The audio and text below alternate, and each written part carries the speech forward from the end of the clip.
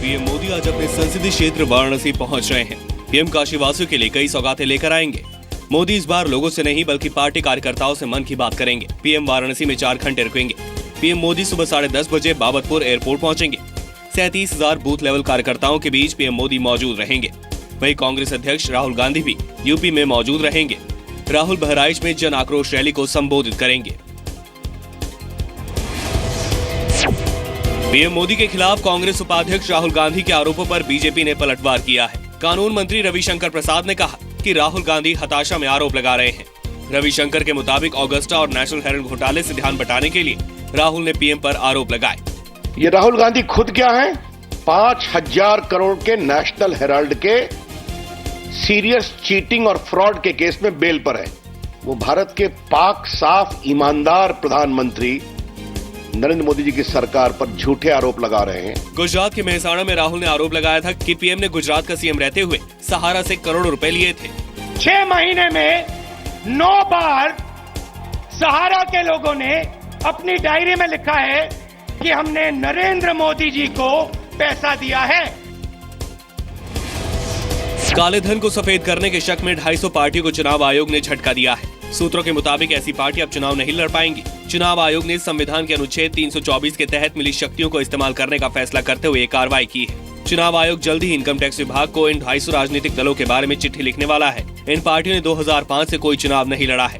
आयोग को शक है कि पार्टियां सिर्फ कागजों पर हैं। इनके जरिए काले धन को सफेद किया जा रहा है। कि सरकार की मंशा बिल्कुल साफ है। इस तरह का इनका टैक्स एग्जम्पशन लेकर करके सरकार के नियमों का गलत फायदा उठा करके अगर लिया जाए जरूर एक्शन होगा। देश के सिर्फ 1% लोग ही टैक्स देते हैं, यानी 125 करोड़ से ज्यादा की आबादी वाले देश में करीब 1.25 करोड़ लोग ही टैक्स देते हैं। नीति आयोग के सीईओ अमिताभ कांत ने जी न्यूज से खास बातचीत करते हुए खुलासा किया है। भारत एक अकेला देश है जिसमें केवल 1% लोग इनकम टैक्स देते हैं। 99% लोग इनकम टैक्स देते ही नहीं। नीति आयोग के मुताबिक भारत को अगर आगे बढ़ना है तो कैशलेस अर्थव्यवस्था की तरफ कदम बढ़ाना होगा। बैंकों में 5,000 से ज्यादा के पुराने नोट जमा करने पर लगाई गई कड़ी शर्त आरबीआई ने वापस ले ली है। आरबीआई के मुताबिक जिन खातों में केवाईसी नियमों का पालन किया गया है उनमें 5,000 रुपए से ज्यादा के पुराने नोट जमा करने पर कोई पाबंदी नहीं रहेगी। यानी 30 दिसंबर तक जितनी बार चाहे 500 और 1000 के पुराने नोट जमा कर सकते हैं। बैंक का कोई अधिकारी आपसे पूछताछ नहीं करेगा। हालांकि जिन खातों में केवाईसी अपडेट नहीं है उसमें अधिकतम 50,000 रुपए तक ही जमा हो पाएंगे। वहीं कैबिनेट ने पेमेंट ऑफ वेजेस अध्यादेश पास कर दिया है। यानी अब कैश के अलावा चेक या सीधे खाते में भी सैलरी क्रेडिट की जा सकेगी। विधेयक से उन लोगों को फायदा होगा जिनका वेतन 18,000 या उससे कम है। तमिलनाडु के मुख्य सचिव पी राममोहन राव के घर और दफ्तर पर इनकम टैक्स विभाग ने छापेमारी की। इस दौरान उनके एक रिश्तेदार के घर से 18 लाख के नए नोट और 2 किलो सोना बरामद हुआ। राव के बेटे और दूसरे रिश्तेदारों पर टैक्स चोरी का आरोप है। कहा जा रहा है कि इनकम टैक्स की इस कार्रवाई का कनेक्शन पिछले दिनों खनन कारोबारी शेखर रेड्डी के ठिकानों पर की गई छापेमारी से है। शेखर रेड्डी के खिलाफ छापेमारी में 170 करोड़ रुपए से ज्यादा के काले धन का पता चला था। सीबीआई ने शेखर रेड्डी को पैसों के गैर कानूनी लेन देन के मामले में गिरफ्तार किया है। शेखर रेड्डी को 3 जनवरी तक सीबीआई हिरासत में भेजा गया है। पाकिस्तान ने भारत को सीपीईसी से जुड़ने का न्यौता दिया है। पाकिस्तानी सेना की दक्षिणी कमान के चीफ लेफ्टिनेंट जनरल आमिर रियाज ने क्वेटा में कार्यक्रम में कहा कि भारत को दूसरे देशों की तरह पाकिस्तान चीन इकोनॉमिक कॉरिडोर से जुड़ना चाहिए। चीन करीब 50 अरब डॉलर की लागत से अपने शिनजियांग प्रांत के काशगर शहर से पीओके के रास्ते पाकिस्तान के ग्वादर बंदरगाह तक जाने वाला कॉरिडोर बना रहा है, जबकि भारत शुरू से पाकिस्तान के कब्जे वाले कश्मीर से होकर गुजरने के कारण इस प्रोजेक्ट का विरोध कर रहा है।